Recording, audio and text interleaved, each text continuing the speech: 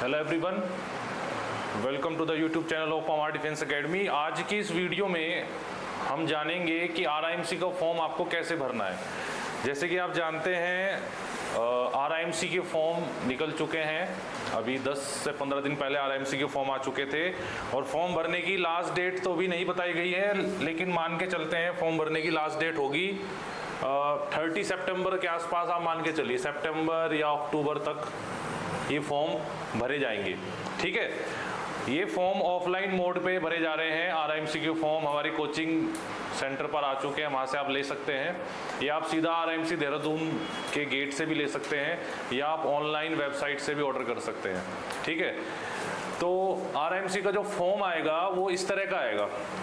एक एनवलप के अंदर 2 फॉर्म होंगे जो बिल्कुल ऐसे ही होंगे, एक जैसे। ठीक है, दोनों को एक जैसा भरना है। यहाँ पर आप अपना पासपोर्ट साइज फोटो लगाएंगे और फोटो के नीचे यहाँ पर आप अपना साइन कर देंगे। ठीक है, तो सबसे पहले आप इसमें कैंडिडेट नेम भरेंगे और सब कुछ आपको कैपिटल लेटर्स में भरना है, ध्यान रहे।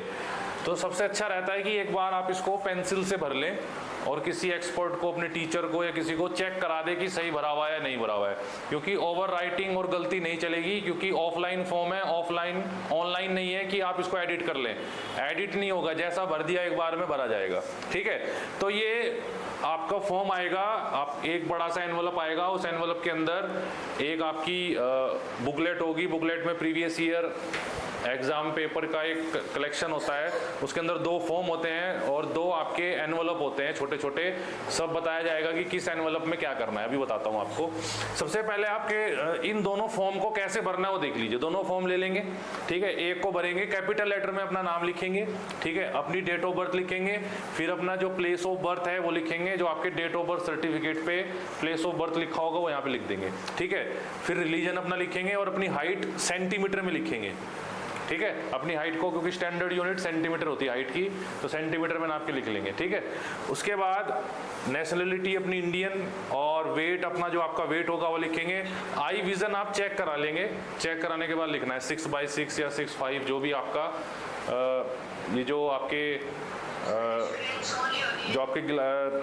चश्मे बनाते हैं आपके, जो वो आपका चेक कर लेंगे कि क्या होता है। किसी भी दुकान पे जाके आप चेक करा सकते हैं, उनके पास मशीन होती है। ठीक है, उसके बाद जेंडर लिख देंगे। स्टेट ऑफ डोमिसाइल मतलब आप किस स्टेट के हैं, जैसे उत्तराखंड के हैं तो यहाँ उत्तराखंड लिखेंगे, यूपी से हैं तो यूपी लिखेंगे।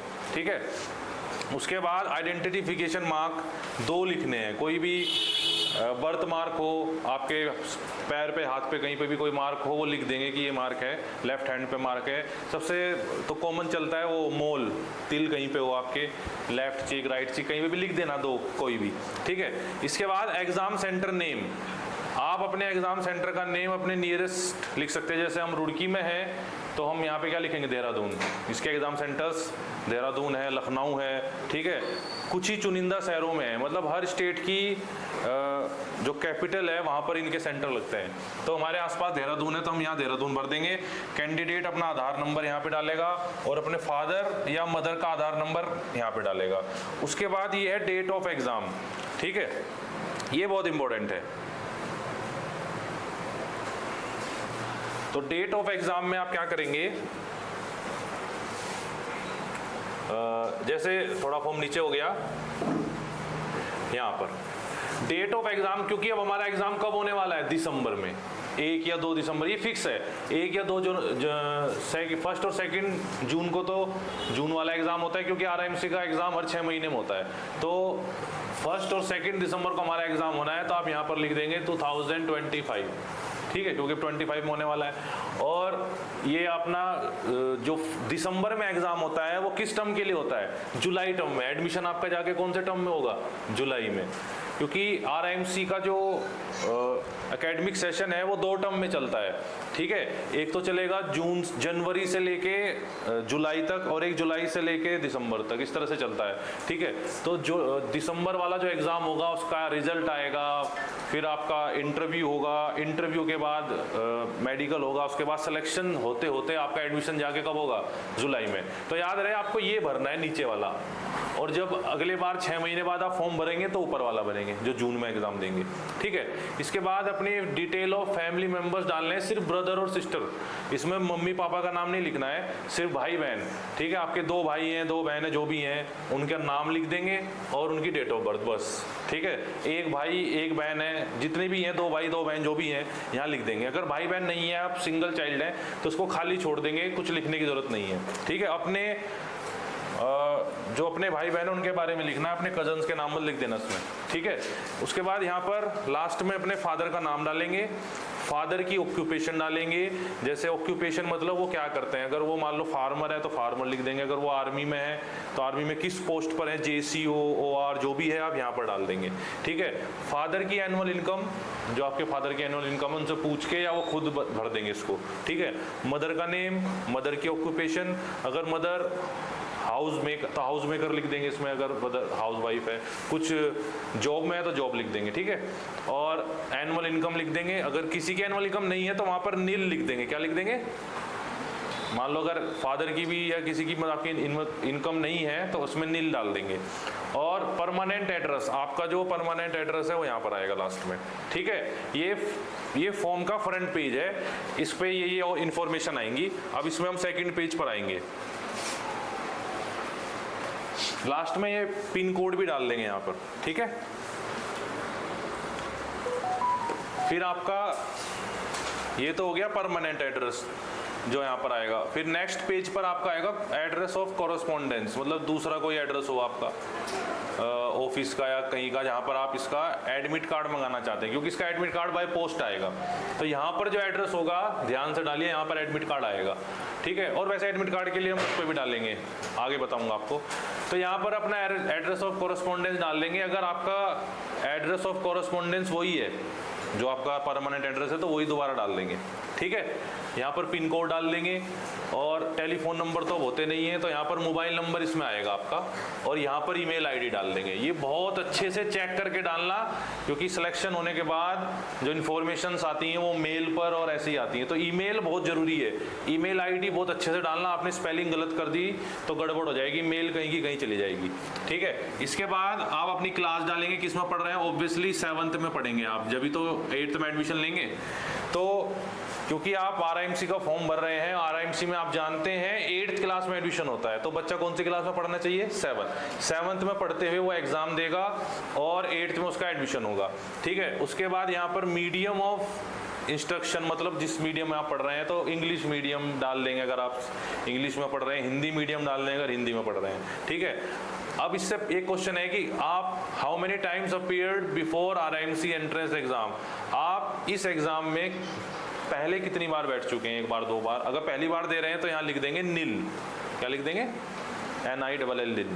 इसके बाद ये बहुत इंपॉर्टेंट कॉलम हो जाता है, आपके फैमिली में कोई आर्मी में रहा हो तो उसकी डिटेल इन लाइन्स में डालनी है, ठीक है। आपके फादर या आपके ग्रैंडफादर, ठीक है, या मदर, कोई भी आपका आर्मी में जिसने सर्विस दी होगी, आप यहाँ पर उसकी डिटेल डालेंगे, नाम, पोस्ट, किस पोस्ट पर रहे और कब से कब तक उन्होंने सेवाएं दी, ठीक है। आर्मी में कब से कब तक वो ज्वाइन रहे, कब तक उन्होंने सेवाएं दी, वो यहाँ पर आ जाएगा, ठीक है। इसके बाद नीचे है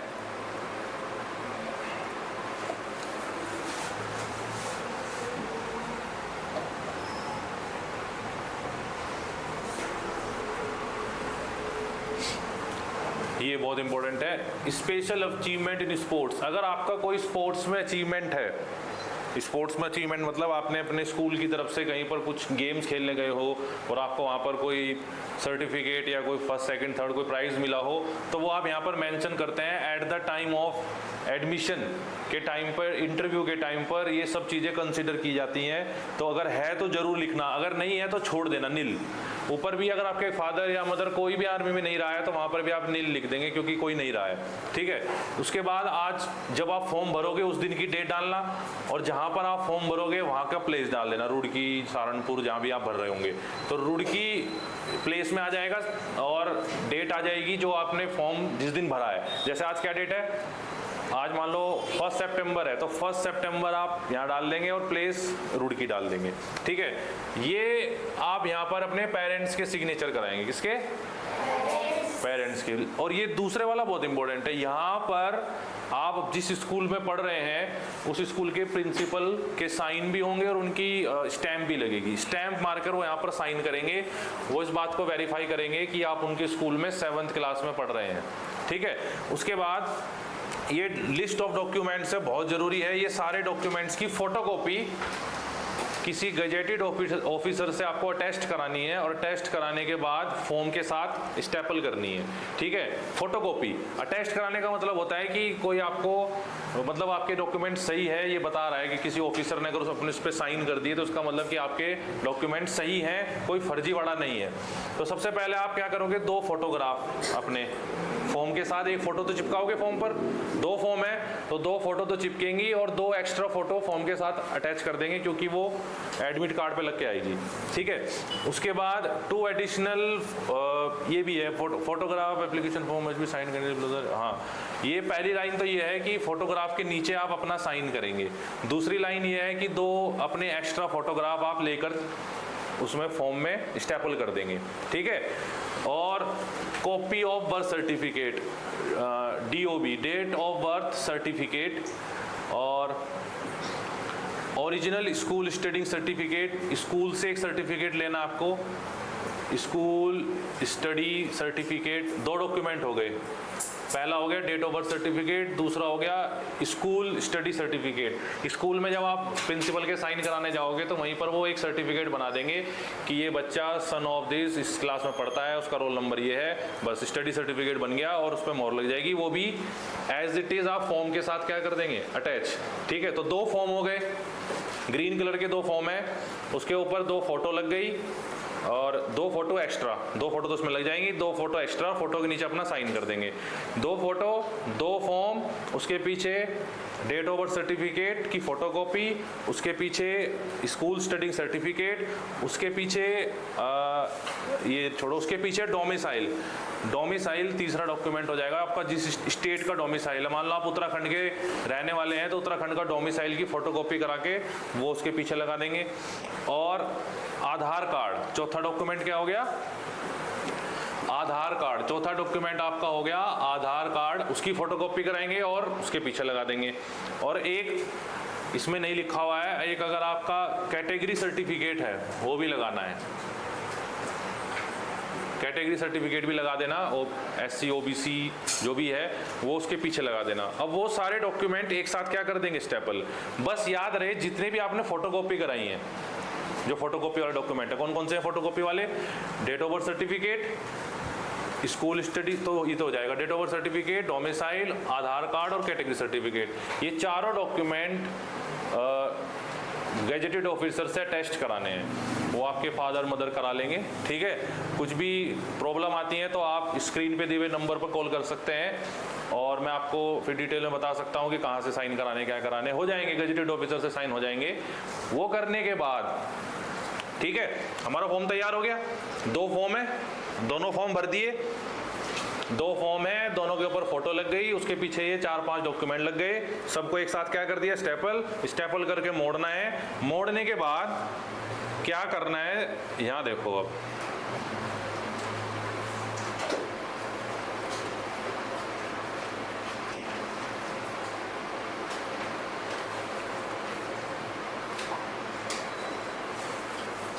मोड़ने के बाद आपको ये 2 तरह के एनवलप आपको फॉर्म के साथ मिलेंगे, दिख रहे हैं स्क्रीन पर, ठीक है। ये 2 तरह के, एक बड़ा एनवलप होगा, एक छोटा एनवलप होगा, ठीक है। ये आपके फॉर्म के, जो मैंने आपको बताया ना, जो फॉर्म आप खरीद के लाओगे या कोचिंग से लाओगे, उस फॉर्म के अंदर एक पूरा एक एनवलप होगा, बड़ा एनवलप होगा, उसके अंदर 2 फॉर्म होंगे और ये 2 छोटे एनवलप होंगे, एक मीडियम साइज का, एक बिल्कुल स्मॉल साइज का। देखो स्मॉल साइज पे लिखा भी हुआ है कि ये एडमिट कार्ड का है, इसमें कुछ नहीं करना है आपको। इसमें इस फॉर्म के अंदर आपको अभी जो आपने फॉर्म क्या पूरा पैकेट बनाया था, 2 फॉर्म, 2 एक्स्ट्रा फोटोग्राफ और 4-5 डॉक्यूमेंट स्टेपल करके मोड़ने के बाद इस बड़े फॉर्म के अंदर डाल देंगे, ठीक है। डालने के बाद इसको भी बंद नहीं करना। यहाँ पर आप किस एड्रेस पर फॉर्म भेजने वाले हैं वो एड्रेस अभी वीडियो में आगे बताया जाएगा, ठीक है। एड्रेस उत्तराखंड का, वैसे उत्तराखंड में अगर आप फॉर्म जमा कर रहे हैं तो उत्तराखंड का, अगर आपके पास स्टेट डोमिसाइल उत्तराखंड का है तो उत्तराखंड के एड्रेस पे जमा होगा। अगर आपका स्टेट डोमिसाइल यूपी का है तो यूपी के एड्रेस पे जमा होगा, ठीक है। मध्य प्रदेश है मध्य प्रदेश, सबका एड्रेस अलग अलग है। तो यहाँ पर जो एड्रेस आएगा वो अभी आपको बताया जाएगा, ठीक है।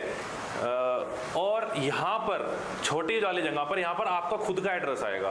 फ्रॉम अपना नाम, सन ऑफ या डॉटर ऑफ फादर का नाम, और अपना पूरा एड्रेस कि विलेज ये रुड़की जो भी आपका है, लास्ट में पिन कोड, बस। यहाँ पर लास्ट में फ्रॉम वाले में, छोटे वाले में आपका एड्रेस आएगा, और ऊपर वाले में वो एड्रेस आएगा जहाँ पे आपको फॉर्म भेजना है बाय पोस्ट। लेकिन मैंने भी ये वाला फॉर्म बंद नहीं करा था। बंद करने से पहले ये जो छोटा फॉर्म है भाई, इसके ऊपर 42 रुपए का स्टैम्प खरीद कर, स्टैम्प कहाँ से खरीदा जाता है, स्पीड, ये जो पोस्ट ऑफिस होता है, पोस्ट ऑफिस से आप 42 रुपए का 42 रुपीज़ का स्टैम्प खरीद कर उनके पास जाना, बोलो कि 42 रुपीज़ का स्टैम्प दे दो, वो टिकट से देंगे आपको, डाक टिकट बोलते हैं उसको, वो इसके ऊपर चिपका देना, ठीक है। चिपकाने के बाद यहाँ पर फिर वही एड्रेस डाल देना जो आपने यहाँ डाला था, अपने वाला, अपना नाम, सन ऑफ, जो भी सन ऑफ डॉटर, अपने पापा का नाम और पूरा एड्रेस। क्यों ये क्यों जरूरी है? क्योंकि इसी एड्रेस पर ये एडमिट कार्ड आएगा। मतलब वो जो आरआईएमसी वाले आपको एडमिट कार्ड भेजने वाले हैं, उसका पहले ही सारा जुगाड़ वो खुद करा लेते हैं तुमसे ही पूरा भरवा लिया। उन्हें खुद कुछ नहीं करना, उन्हें एडमिट कार्ड की प्रिंट कॉपी निकालनी है, इसमें डालेंगे, और एड्रेस तुमने पहले ही लिख रखा होगा, पैसे तुमने पहले ही पे कर रखे होंगे 42 रुपीज़, वो जाएंगे डाक खाने को दे देंगे। डाक खाने से आपका जो आपका पोस्ट ऑफिस है वहाँ से आपका पोस्ट होके आपके घर पहुँच जाएगा। कहाँ पहुँचेगा, किस एड्रेस पे पहुँचेगा? ये इस एड्रेस पे पहुंचेगा जो आप खुद डाल लोगे। यहाँ पे तो गलत मत डाल देना, गलत एड्रेस डालोगे गलत पे पहुंच जाएगा। ये एडमिट कार्ड आपके घर आएगा, क्योंकि आरआईएमसी का पूरा जो फॉर्म भरने का प्रोसेस है पूरा ऑफलाइन है, पुराने जमाने से ही चला आ रहा है और ये ऐसे ही चलता रहेगा, ठीक है। पूरा पुराने वाला प्रोसेस है पूरा, ठीक है। कोई और ऑनलाइन नहीं भरा जाता इनका फॉर्म, ऐसे ही भरा जाता है, ठीक है। इसमें 42 रुपए के टिकट चिपकाने के बाद और इसको इसमें एड्रेस लिखने के बाद इसका जो ये एनवलप है इसको खुला छोड़ देना, कभी इसको भी चिपका दो, इसको भी मोड़कर इसके अंदर डालना है। किसके अंदर? ये बड़े वाले एनवलप के अंदर। फिर इस बड़े वाले एनवलप को चिपका लेना है, अच्छे से पैक कर देना है और पैक करके आपको पोस्ट कर देना है इस एड्रेस पे जो यहाँ डालोगे। अब आप किस एड्रेस पे पोस्ट करोगे वो जरा मैं आपको बता देता हूँ।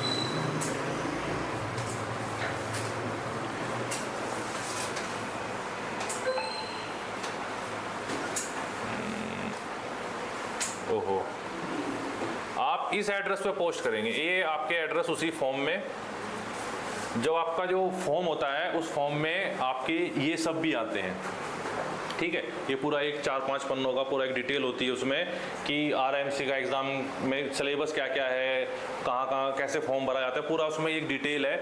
अगर आप उत्तर प्रदेश से हैं, यूपी से, तो आप लखनऊ सेंटर डालेंगे। एग्जाम सेंटर कहाँ डालेंगे?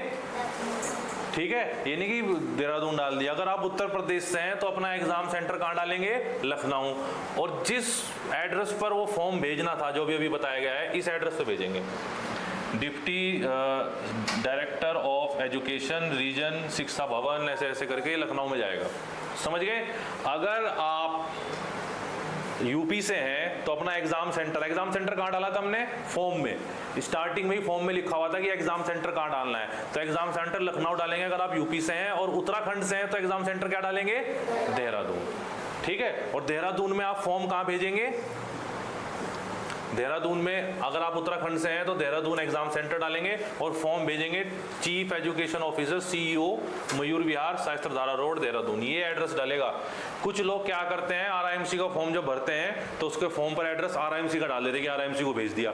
अगर आप डायरेक्ट आरआईएमसी में फॉर्म भेजोगे तो वो रिजेक्ट हो जाएगा या घर वापस आ जाएगा, ठीक है। क्योंकि वहां नहीं भेजना है, कहाँ भेजना है? यहाँ पर। और ये भी मैं सोचना कि आरआईएमसी वाले यहाँ भिजवा देंगे, आरआईएमसी वाले कुछ नहीं भिजवाएंगे, ये यहाँ पर जाएगा, आपको भेजना है। समझ में आ गया? तो ये प्रोसेस से हर साल हम भी देखते हैं लगभग अगर 100 फॉर्म भरे जा रहे हैं मेरी नॉलेज में, तो उसमें से 20-30 फॉर्म रिटर्न आ जाते हैं। क्यों? क्योंकि वो उल्टा एड्रेस डाल देते हैं, जो मैंने सुना है। क्योंकि बाकी जो मेरे से पूछने के बाद या हमसे बात करने के बाद या किसी को जिससे नॉलेज हो उससे बात करने के बाद अगर आप फॉर्म भरते हैं तो वो रिटर्न नहीं आएगा, वो सही जगह जाएगा। समझ गए? तो आपको अवेयर करने के लिए पवार डिफेंस एकेडमी की ओर से वीडियो बनाई जा रही है जिससे आप सही फॉर्म भरें और सही एड्रेस पर भेजें। ठीक है? RIMC बहुत ही प्रेस्टीजियस इंस्टीट्यूट है, वहाँ पर एडमिशन लेना बहुत बड़ी बात है। अब हम बात करते हैं उसकी डेट ऑफ बर्थ वगैरह की, एज क्राइटेरिया।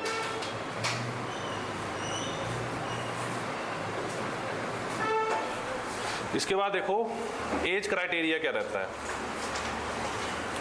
तो RIMC के फॉर्म कौन भर पाएगा इस बार?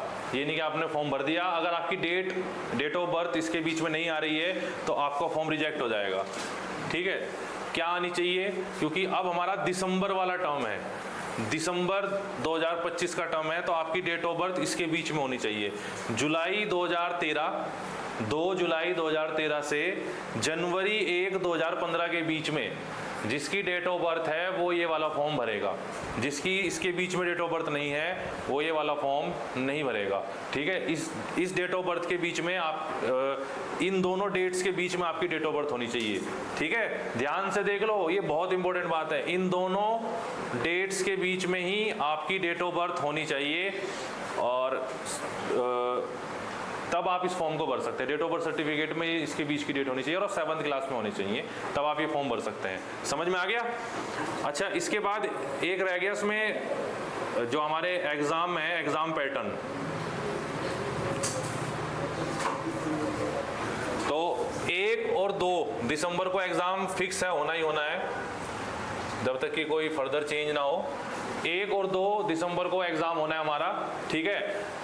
मैथ का पेपर 200 मार्क्स का आएगा, 30 क्वेश्चंस आएंगे इसके अंदर और लिखने हैं। ऑप्शन वाले कोई क्वेश्चन नहीं, MCQ नहीं है, आपको सारे क्वेश्चन सॉल्व करने हैं। 30 के 30, 200 नंबर का मैथ का है। इंग्लिश का 125 मार्क्स का है, जिसमें से डिवाइडेड है 75 मार्क्स का तो हो गया रिटर्न वाला पोर्शन और 50 मार्क्स का हो गया आपका ग्रामर वाला पोर्शन। तो 75 मार्क्स आपका रीडिंग कॉम्प्रिहेंशन है, जिसमें हम रीडिंग हो गया और लेटर राइटिंग, एसे राइटिंग ही आता है। ठीक है? GK के आपके 75 मार्क्स हैं और इंटरव्यू के आपके 50 मार्क्स हैं। तो पहले 400 नंबर का तो रिटर्न है, जिसमें 200 मार्क्स की मैथ है, 400 मार्क्स का रिटर्न है, 200 की मैथ, आधी तो मैथ ही है, और 200 मार्क्स में इंग्लिश और GK है। 400 में से आपके 80-90% जितने भी आप मैक्सिमम गेन कर सके, मेरिट में आना है आपको, तो आपका रिटर्न क्वालिफाई हो जाएगा। रिटर्न के बाद 50 नंबर का इंटरव्यू होगा, फिर इंटरव्यू के बाद टोटल 450 में से मेरिट लगेगी और आपका सिलेक्शन होगा। टोटल पूरे इंडिया में से एक बार में कितने बच्चे सिलेक्ट होते हैं? ओनली 25। ठीक है? एक टर्म में पूरे इंडिया से सिर्फ 25 बच्चे सिलेक्ट होते हैं। अब देख लीजिए ये कितना प्रेस्टीजियस इंस्टीट्यूट होगा कि पूरे इंडिया से सिर्फ 25 बच्चे सिलेक्ट होते हैं, और वो भी फिक्स है। जैसे उत्तराखंड से सिर्फ एक बच्चा सिलेक्ट होगा, 2 हो ही नहीं सकते, चाहे उसके मार्क्स अच्छे भी हैं। उत्तराखंड से एक बच्चा सिलेक्ट होगा, यूपी से 2 होंगे, इस तरह 2 या 3। ठीक है? हर स्टेट का जो पॉपुलेशन है उसके हिसाब से सीटें डिवाइडेड हैं। ठीक है? तो टोटल 25 बच्चे एक बार में सिलेक्ट होते हैं और ये इसका एग्ज़ाम पैटर्न है। बहुत ही अच्छा एग्ज़ाम होता है और इस एग्ज़ाम को UPSC कराता है। UPSC union public service commission, ये वही बोर्ड है या कमीशन है जो पूरे इंडिया के सबसे हाईएस्ट लेवल के एग्ज़ाम कराते हैं। IAS, PCS, NDA, CDS, ठीक है, और RIMC। क्लियर है? समझ में आ गया होगा आपको फॉर्म कैसे भरना है, क्या करना है। तो ये वीडियो आपको अवेयर करने के लिए बनाई गई थी। Thank you so much for watching the video. Please like and subscribe our channel. Thank you, bye. ठीक रहा भाई।